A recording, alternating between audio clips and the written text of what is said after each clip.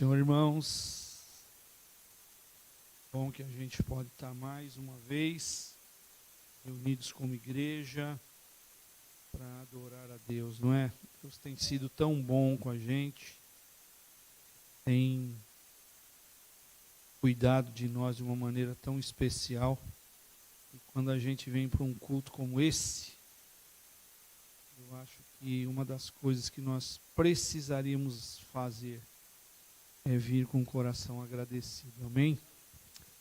Meus queridos, nós vamos começar uma nova série esse mês aqui, que vai falar a respeito de missões, não é? E eu estava, enquanto a gente estava louvando, e um pouquinho antes, eu estava pensando no seguinte: quem que está aqui nessa noite que foi ganho por um missionário?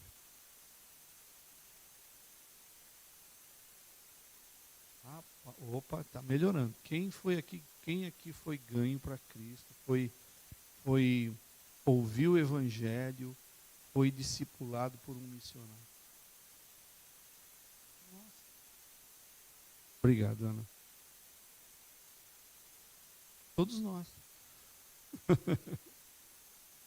A grande questão que as pessoas têm é o seguinte: elas pensam que missionário é alguém específico, alguém que foi levantado por Deus e deixou tudo que ele tinha para trás, deixou casa, deixou família, e ele se tornou um missionário. E é justamente a respeito disso que a gente vai pensar durante esse mês aqui. E foi interessante que quando eu comecei a me preparar, comecei a ler, comecei a estudar, eu encontrei uma frase que de repente vai causar espanto em alguns. Eu encontrei uma frase do Papa Francisco. Eu estava lendo, fazendo umas pesquisas na internet, e o Papa Francisco, há poucos dias atrás, ele disse o seguinte: o discípulo missionário é um mendigo que reconhece que lhe faltam irmãos, lhe faltam os irmãos, as irmãs e as mães com quem celebrar e festejar o dom da reconciliação que Jesus oferece a todos. Esse é o missionário. O discípulo missionário é aquele que sente falta, ele sente o desejo de ampliar a sua família espiritual. E antes de eu entrar no texto que eu quero compartilhar com vocês, eu quero contar uma breve história para você. Deus, quando quer nos alcançar, Deus, quando quer nos trazer para perto dele, ele usa das mais variadas estratégias. Algumas que a gente fica pensando, só Deus para ter uma ideia dessa. Eu vou fazer uma pergunta para você. Você acha que fralda suja leva alguém a aceitar Jesus como Senhor e Salvador da sua vida? Fralda suja. Então, foram fraldas sujas que me trouxe para Jesus. Helene está olhando com essa cara. Nossa, como é que fralda suja? Então eu vou explicar para vocês. Eu e a Lúcia nos casamos em 1980. Depois de 10 meses de casado, a Lúcia estava grávida das nossas filhas gêmeas, Viviane e Juliana. E nós morávamos, quando a Lúcia engravidou, nós morávamos numa casa de aluguel, e depois nós compramos o nosso apartamento. E nessa época nós mudamos para o apartamento. E a mãe da Lúcia, muito doente, não pôde acompanhar essa nossa mudança para ajudar a cuidar das gêmeas. E naquela época não existia esse luxo que as mães têm hoje de fralda descartável. As fraldas eram de pano. Agora vocês imaginam 2 crianças usando fralda de pano. A quantidade de fraldas que durante o dia eram trocadas.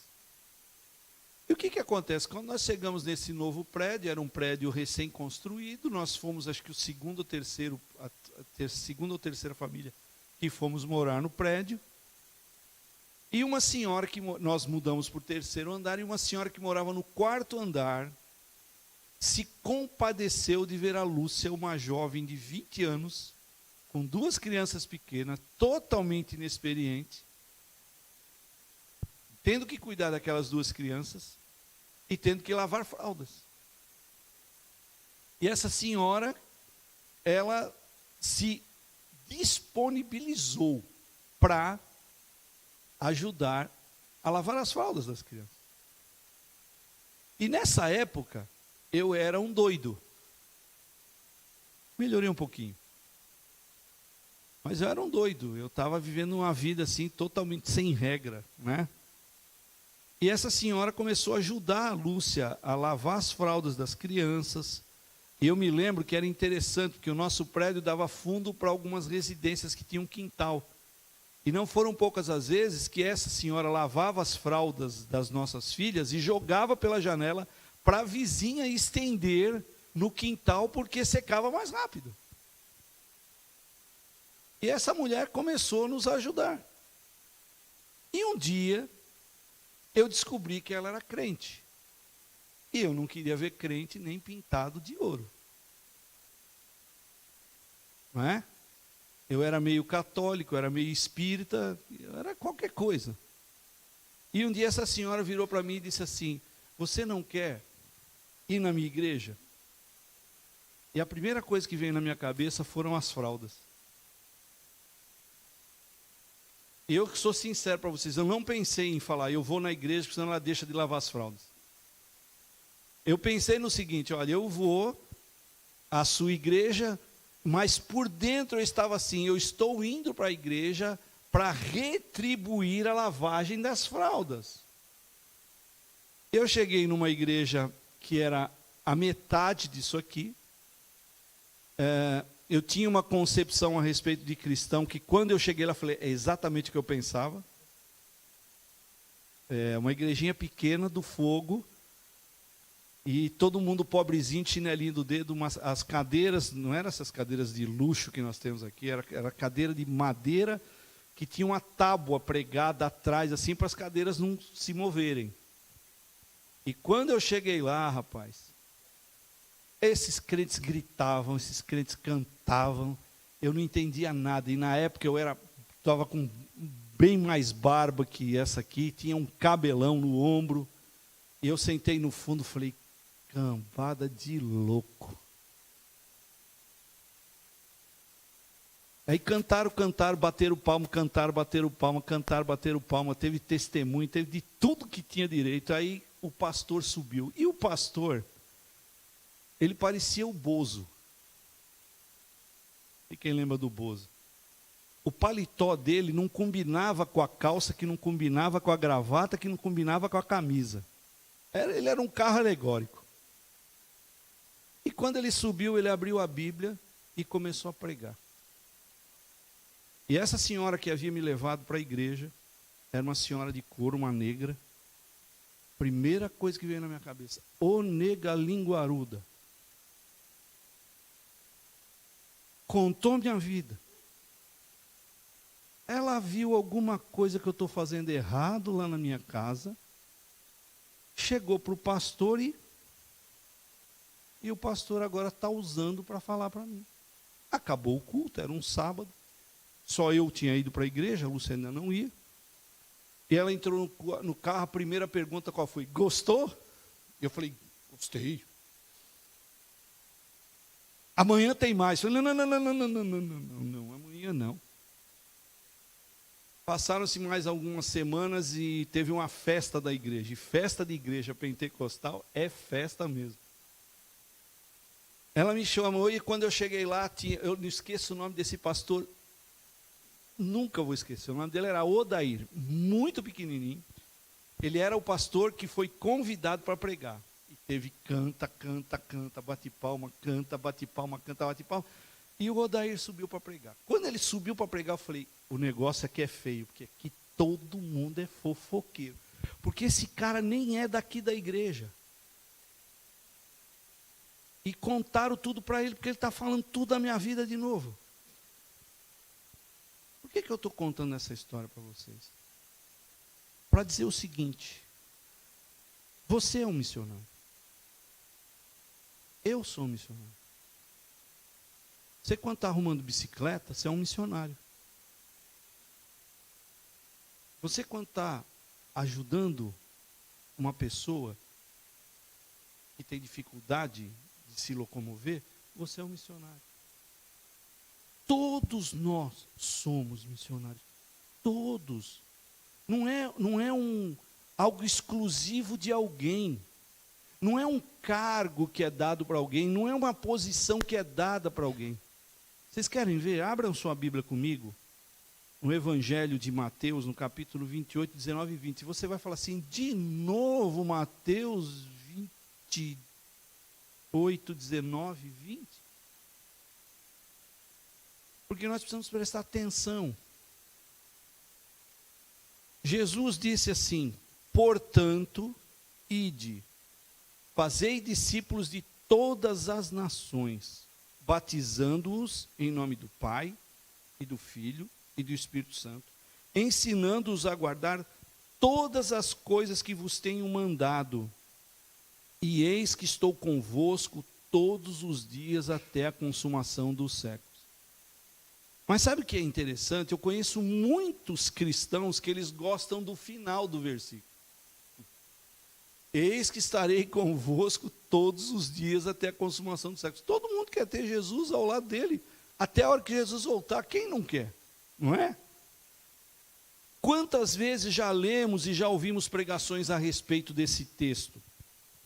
Com certeza, muitas vezes. Isso porque ele retrata de uma forma bem explícita a missão que Jesus deixou para os seus discípulos. Mas alguns, infelizmente, ainda pensam que aquela era uma ordem específica para os 11 que estavam ali com ele, conforme os versos 16 e 17 desse mesmo capítulo. Ainda tem muita gente, infelizmente, pensando que é o seguinte, olha, Jesus disse para os 11, ide por todo o mundo. Mas nós vamos nessa noite aqui, nós vamos transcorrer por alguns textos da Bíblia, onde fica claro que não era para os 12. Aliás, isso fica muito claro logo em seguida. Jesus certamente não estava com isso em mente. E isso fica claro através das palavras de Lucas, que Lucas relatou no capítulo 1 do livro de Atos dos Apóstolos. Olha o que está escrito em Atos capítulo 1, versículo 8. Mas recebereis a virtude do Espírito Santo que há de vir sobre vós, e ser-me-eis testemunhas tanto em Jerusalém como em toda a Judéia e Samaria e até os confins da terra. Meus amados, nós precisamos de uma vez por todas entender que testemunhar nada mais é do que compartilhar com outros aquilo que recebemos de Jesus. É contar a outros o que Jesus fez na nossa vida, é falar da nossa própria transformação.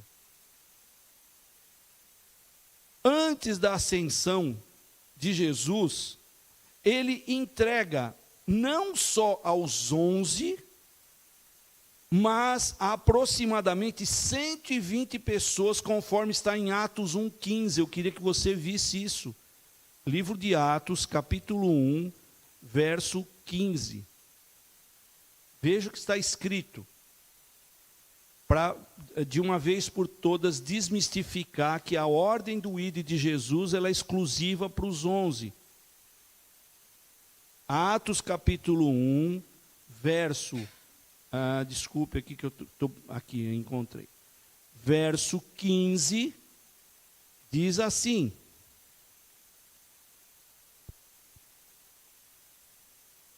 naqueles dias naqueles dias, Pedro levantou-se entre os irmãos um grupo de cerca de 120 pessoas. Você consegue perceber que não era exclusivamente para os 11, mas agora existiam mais 120 pessoas ao redor de Pedro, ao redor dos 11.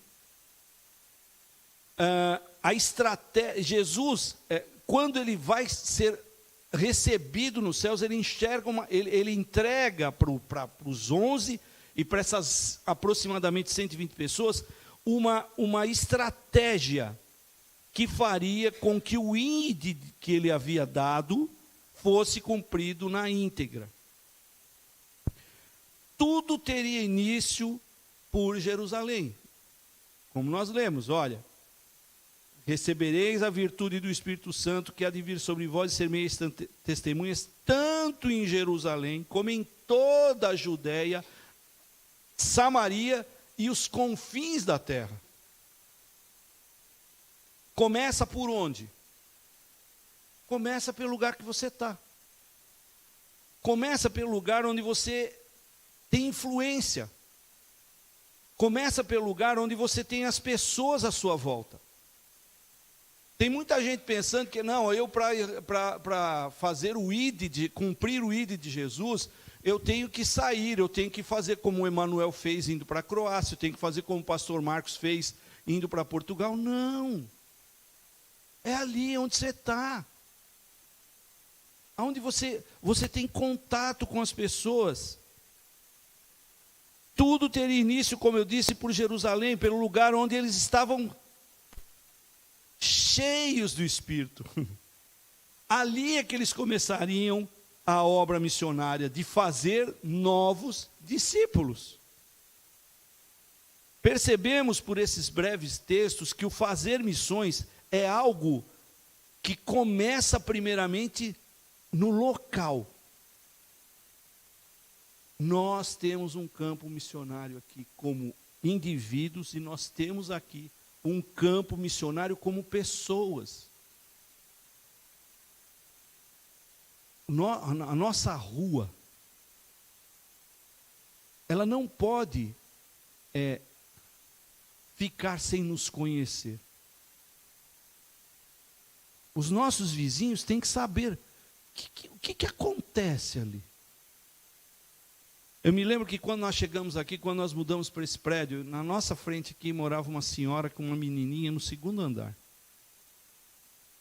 E um dia, eu cumprimentava ela, todo dia no bazar eu cumprimentava ela. E ela um dia disse assim: a minha filha perguntou para mim o que é que se passa aí. Que vocês comem até bolo. A minha filha perguntou para mim o que é que se passa aí, porque vocês comem até bolo. Aí eu falei para ela: faz o seguinte, fala para ela vir no domingo, para ela entrar. As pessoas às vezes passam aqui e ficam curiosas de quem nós somos. Eu fui pastor na igreja durante 19 anos. E um dia eu incomodado que a maioria das pessoas da rua onde a igreja já estava há 50 anos, nunca tinha entrado dentro da igreja.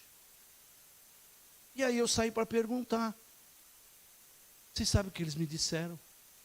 Nós não entramos porque é todo mundo rico. Tá. Como rico? Não, as pessoas chegam aí com seus carros, estacionam, todo mundo bem vestido, ninguém nos cumprimenta. 50 anos na mesma rua. Ei, que o pastor me permita, nós já estamos aqui há 2 para 3. Será que as pessoas nos conhecem? Você sabe o que aconteceu na nossa igreja? Teve um jovem que teve uma brilhante ideia. Um dia, um domingo de manhã, ele chegou vestido de mendigo e sentou 2 portas depois da entrada do nosso templo. Sabe quantas pessoas passaram por ele para ir na escola dominical, para ir no culto? Posso dizer para você que, no mínimo, 100 de pessoas. Sabe quantos dirigiram atenção para aquele rapaz? Nenhum. Quando a escola dominical terminou e foi começar o culto, porque nós batistas fazíamos assim, tinha escola dominical depois do culto, aquele jovem entrou no templo. Sabe o que aconteceu quando ele sentou numa das cadeiras? As pessoas se afastaram dele e sentaram em outra, mal sabendo que era um membro da igreja. Ei, missões, a gente faz onde a gente está. Nós somos missionários. Fazer missões começa pelo local, pelo lugar onde você está, entre os que estão próximos, sejam eles seus familiares, sejam eles seus amigos de trabalho, amigos de escola, os seus vizinhos. Vejo que Deus coloca esse desejo de testemunhar, de compartilhar a fé com outros, em todos aqueles que experimentam o agir de Deus na sua vida. Isso é muito sério, gente. O que eu vou falar para vocês aqui é muito sério.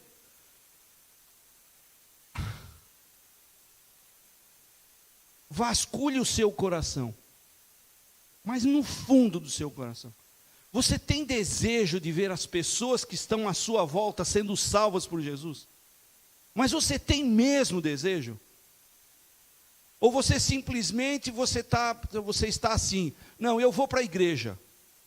O mínimo, qual é o mínimo que eu posso fazer? O mínimo que eu posso fazer é ir no culto da quarta-feira, é ir no culto do domingo, é participar disso ou daquilo, ou me envolver com alguma coisa da igreja. E as pessoas que estão à sua volta, meus queridos? Essas pessoas vão morrer e vão ir para o inferno. É o que a Bíblia diz.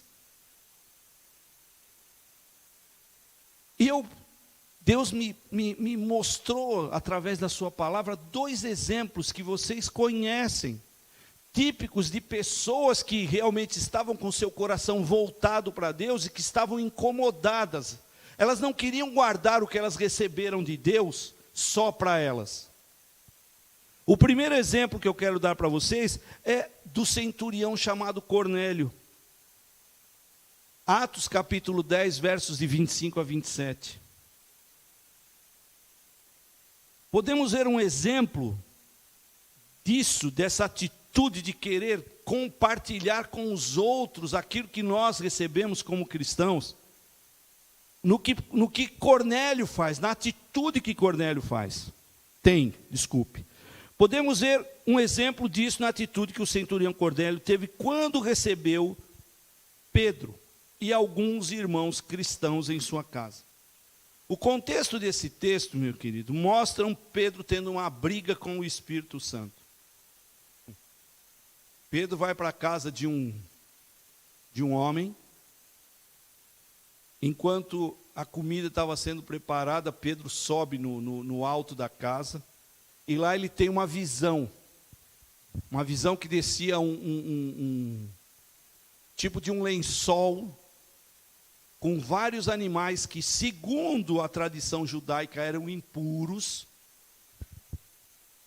E quando Pedro ouve, naquele êxtase, Pedro ouve dizendo, olha, Pedro, mata e come. E Pedro, não, eu não posso me contaminar com isso. Eu não posso tocar nesses animais, porque a lei não permite. E a palavra de Deus diz que isso aconteceu por 3 vezes.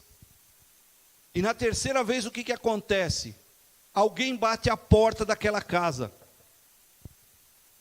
E quem era esse alguém? Eram servos de Cornélio, dizendo assim, olha, nós viemos aqui, porque o nosso Senhor teve uma visão dada por Deus e mandou te chamar. E Pedro, mesmo relutante, porque Pedro diz, quando chega na casa de Cornélio, ele fala para Cornélio, olha, não é certo um judeu entrar na casa de um gentio. E o que acontece?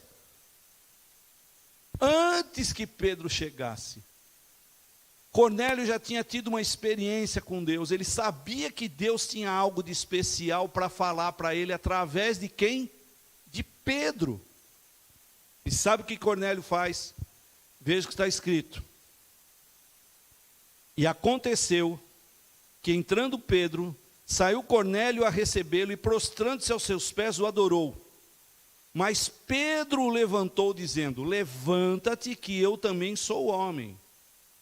E falando com ele, entrou, e o que aconteceu? E achou muitos. Uau! Cara, Cornélio acho que foi o primeiro evangelista. Nós ouvimos essa semana lá na conferência que participamos, que o primeiro homem ganho para Cristo da Europa foi Cornélio. E foi mesmo. Cornélio era romano. Você sabe o que Cornélio tinha feito? Cara, Deus tem coisa muito grande, cara. Não vai dar para segurar para mim. Eu não posso segurar isso para mim, eu não posso. Ele está mandando, olha, Deus mandou, Jesus mandou, ele nem sabia nem quem era. Se era Deus, se era Jesus. Ele sabia que uma voz do céu tinha vindo e falado: manda chamar Pedro.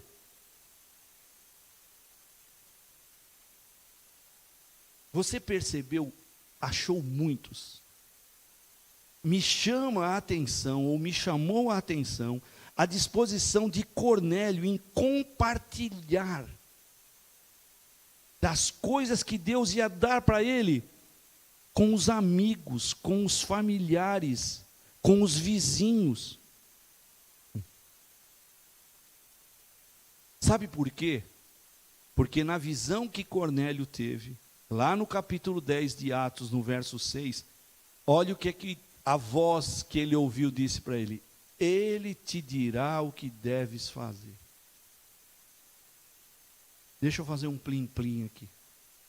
Você conhece alguém hoje, próximo de você, que está mais ou menos sem saber o que fazer? Está perdidaço. Não sabe se sobe, se desce, se vai, se volta. Você conhece alguém? Você sabe o que você precisa fazer? Eu conheço alguém que pode te ajudar. Eu conheço alguém que pode te indicar o caminho. Eu conheço alguém que pode te indicar o rumo. E esse alguém é Jesus. O que Cornélio estava fazendo quando ele reuniu todas essas pessoas na sua casa para receber Pedro? Ele estava fazendo missões locais.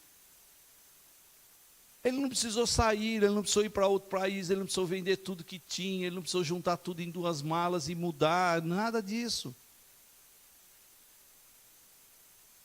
Eu encontrei também um outro exemplo, e esse exemplo vem de uma mulher que é citada muito rapidamente nos evangelhos. O nome dela era Dorcas, ou Tabita, se você quiser. Segundo o relato de Atos 9:36, essa mulher era uma mulher cheia de boas obras. Ela era uma costureira. A palavra de Deus diz que ela ajudava as pessoas que estavam à volta dela. Ela costurava, ela remendava, que nem dizia minha nona. Ela remendava, ela ajudava as pessoas à sua volta. Mas o que acontece? O texto diz que ela cai doente. E, infelizmente, Tabita ou Dorcas morre. Aí você vai falar assim: morreu, acabou.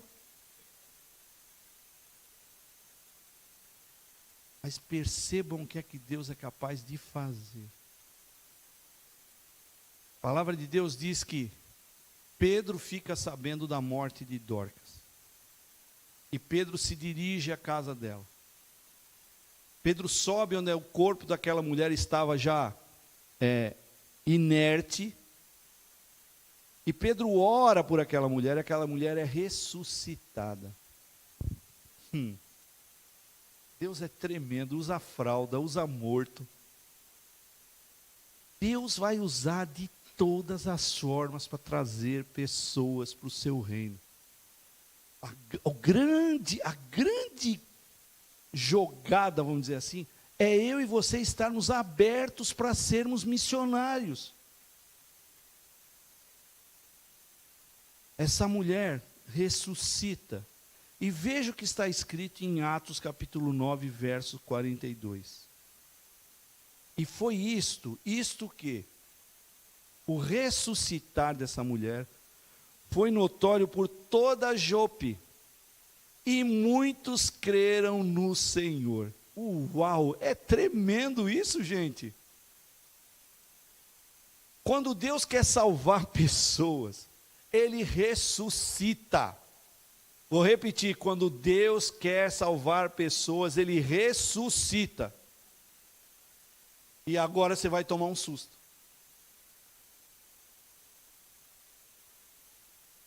Ele ressuscitou você. Ei, tem dúvida? Em Efésios capítulo 2, verso 1, diz que eu e você estávamos mortos nos nossos pecados e delitos. Então você não vai ter desculpa para não se tornar um missionário. Que nem morto você está mais. Porque de repente você fala assim, não vou evangelizar ninguém, não vou falar de Jesus para ninguém, porque eu estou morto, morri mesmo. Olha, você está ressuscitado.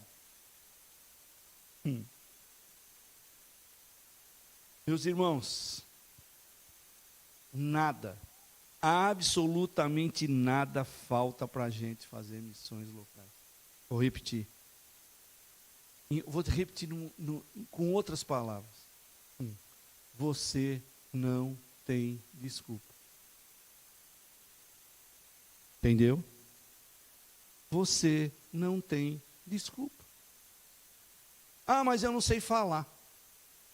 Ore. Mas eu não sei falar da Bíblia. Leia a Bíblia para aprender a falar. Me permita que eu e a Lúcia estamos passando por uma experiência fantástica. Nós estamos evangelizando e discipulando 2 novas pessoas pela internet. E uma dessas pessoas, ela já perdeu a visão de um olho, está perdendo a visão do outro olho. E aqueles que fazem parte do grupo, do nosso grupo pequeno às sextas-feiras, perceberam que vocês começaram a receber umas devocionais. Eu todo dia pela manhã, eu levanto, eu preparo uma devocional e eu mando para, hoje já está hoje está assim, em 23 pessoas e 2 grupos. E um desses grupos é lá no Brasil, com mais ou menos umas 30 pessoas a 40 pessoas. E o que acontece? Esse senhor não consegue ler. A visão dele, ele não consegue ler. Ontem ele conseguiu, com muito sacrifício, ele conseguiu entrar na reunião do Zoom para ouvir a nossa aula. E o que acontece? O que eu também tenho feito para ajudar essas pessoas? Eu tenho, assim que nós temos a nossa aula de discipulado, nós estamos estudando o Sermão do Monte. Semana passada nós estudamos começamos pelas bem-aventuranças, que é o início do Sermão do Monte, e nas bem-aventuranças assim, bem-aventurados os pobres de espírito, e nós passamos 1h30 estudando a respeito do que é ser pobre de espírito. Quando foi ontem, nós estudamos o bem-aventurados são os que choram, e a pergunta era, chora por quê? Não é? E aí nós passamos 1h30. E esse senhor conosco, participando. E o que é que eu faço? Assim que termina a aula, eu já mando em PDF o que nós estudamos. Eu tenho todo o esboço no computador, eu mando para essas pessoas. E ontem, quando eu fui mandar, ele disse assim, pastor, e eu? Aí eu disse assim para ele, seu Rui, faz o seguinte, me manda o seu e-mail. E ele me mandou o e-mail e eu mandei o estudo para ele via e-mail, porque quando ele abre o e-mail, ele abre em letras gigantes, e aí ele consegue ler. Só que ele não consegue ler as devocionais. E você sabe o que é que eu faço? Todos os dias eu gravo um áudio para ele com a devocional. Sabe por quê? Porque Deus colocou no meu coração que essa é uma alma preciosa. Essa é uma alma preciosa. A pessoa que você trabalha, ela é preciosa para Jesus. O seu vizinho é precioso para Jesus. A pessoa que você tem relacionamento durante o seu trabalho é preciosa para Jesus, custou o sangue dele.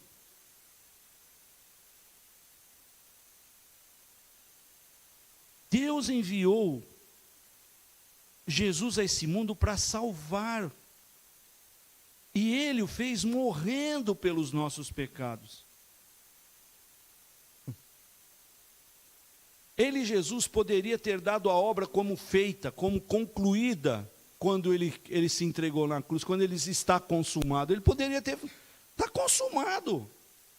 O que eu vim fazer aqui está consumado. O Pai me mandou a esse mundo para quê? Para que eu morresse pelos pecados de vocês. Eu morri, está aqui, eu estou ressuscitado. Mas Jesus foi além. Jesus foi muito além. O que ele fez? Ele antes de voltar para a sua glória, ele junta as pessoas que creram nele. Ele traz aqueles que aceitaram ele como seu Senhor e Salvador e diz assim: eu estou indo, mas vocês têm que ir. Vocês têm que fazer a parte que cabe a vocês agora. Jesus sabia que outras pessoas viriam a nascer. Sabia que o pecado levaria essas pessoas que nasceriam à morte espiritual e, consequentemente, à perdição eterna. Algo que nem ele nem o Pai nunca desejaram. Nunca desejaram. A palavra de Deus diz que Deus não quer que nenhum se perca, mas que todos sejam salvos. Agora, sabe quem que Deus vai usar? Não é o missionário comissionado. O missionário que saiu da sua terra, que deixou sua casa, deixou sua família. Não é só esses. Somos todos nós. Todos nós. E nós não temos desculpas, meus queridos, para não fazer isso. Aquela mulher, há 40 anos atrás, ela usou fralda suja, Juliana. Ela sentiu amor por um perdidaço. Eu era um perdidaço. Ela sentiu amor. E sabe o que ela fez? Qual é a ponte? Como é que eu vou me aproximar dele? Ah, já sei, a fralda suja. Eu não sei como é que você vai se aproximar das pessoas no seu trabalho, com o seu vizinho. Você sabe o que ele precisa. Às vezes ele não está precisando nem de um versículo. Sabe o que ele está precisando? De você, de um abraço, de um ouvido. Então, não dá para ter desculpa, gente.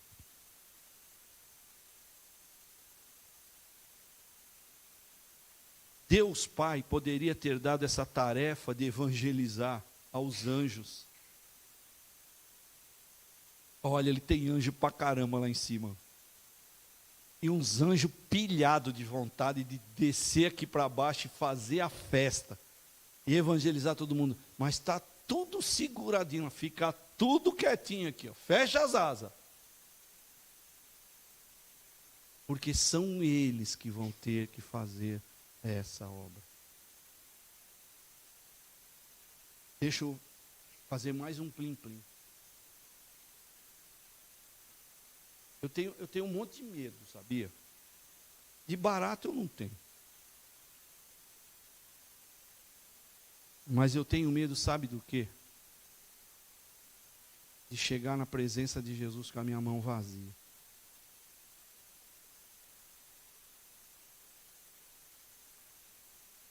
Sabe o que é que eu sonho? O dia que eu chegar no céu, como você vai chegar.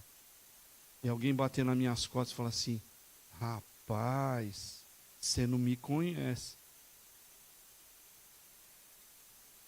Mas um dia, eu li um negócio que você escreveu lá no seu Facebook, lá no seu WhatsApp. E é por causa disso que eu estou aqui. Mais uma historinha, porque o tempo me permite. Ano retrasado, a nossa filha que mora na Austrália me mandou uma mensagem dizendo assim: pai, o senhor conhece fulana de tal? Eu falei, não.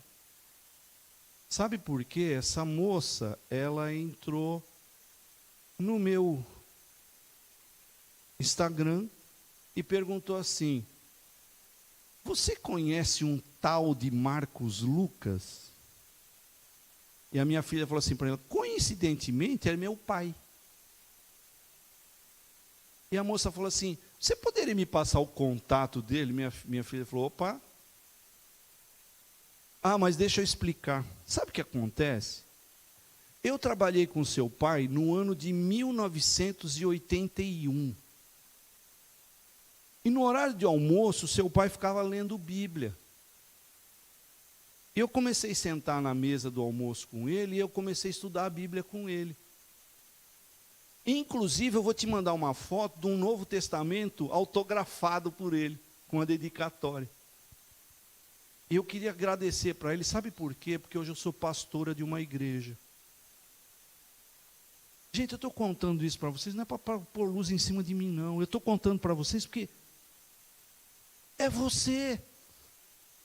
É você. É só abrir. Ah, pastor, eu não sei o que falar. Não sei o que falar. Testemunho da tua vida.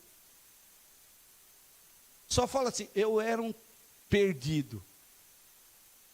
Eu estava perdidaço. E sabe o que aconteceu? Uma mulher foi lavar a fralda das minhas filhas, que estão com 41 anos.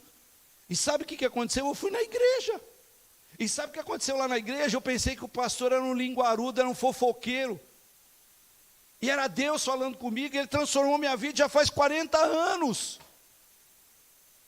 Você tem que fazer isso, meu amado. Nós temos que fazer isso. A palavra de Deus diz que se nós não abrirmos a boca, as pedras vão clamar. É sério e delicioso. É sério e ao mesmo tempo delicioso.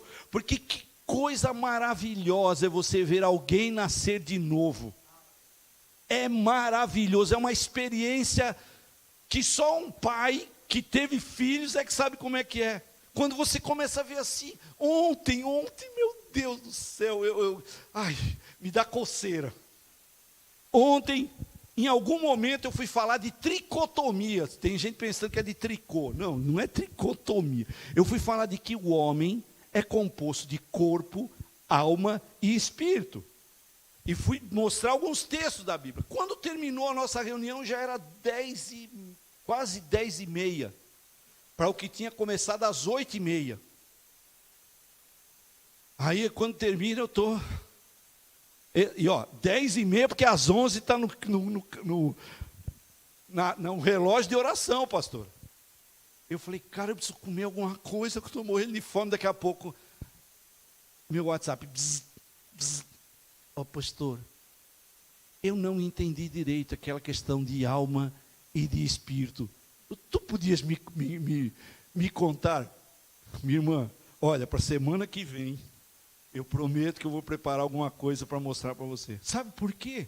Porque na outra semana, 2 semanas atrás, eu falei do livro da vida. Ó, que livro é este? Onde é que compra? Ei, as pessoas estão sedentas, cara. E sabe quem que Deus vai usar? Você e eu. Por isso se preparar. Por isso que desse púlpito aqui vocês ouvem quase que diariamente. Não vou dizer diariamente, porque não tem culto todo dia. Mas semanalmente. Prepare-se. Se debruce na Bíblia, ore. Busque de Deus. Sabe por quê? Porque eu e você somos missionários. Talvez Deus não mande alguns de nós para os confins da terra, que nem eu, que nem você, que foi parar lá nos confins da Croácia. Esse outro aqui também. Talvez Deus não vai te mandar. Mas Deus deu a nós, a mim e a você, e espera que façamos a nossa parte, sendo testemunhas e compartilhando Jesus com os outros, a princípio, onde você está. Uma coisa é certa, todos nós já estamos na nossa Jerusalém, porque o texto diz, comece por Jerusalém, Samaria, Jerusalém, Judeia, Samaria e os confins da terra. Você já está na Jerusalém, não tem como escapar, na Jerusalém você já está. Amados, que nós possamos cumprir a missão que Deus deu para cada um de nós, em nome de Jesus. Amém? Eu queria te estimular a você fazer uma oração nesse momento, mas uma oração, olha, agora você não vai pedir. Você não vai pedir pelo teu pé, você não vai pedir a dificuldade que você está enfrentando. Você vai falar assim, Senhor, faz de mim um missionário, de verdade. Senhor, que amanhã, quando eu levantar para ir para o meu trabalho, para a escola, para seja lá o que eu for fazer, que o teu Espírito me incomode, que o teu Espírito me encha de amor pelos perdidos, para que eu possa compartilhar com eles aquilo que eu já recebi, para que eles, Senhor, sendo salvos em Cristo Jesus, resultem em honras e glórias por teu nome. Amém. Deus os abençoe. Michael, por favor.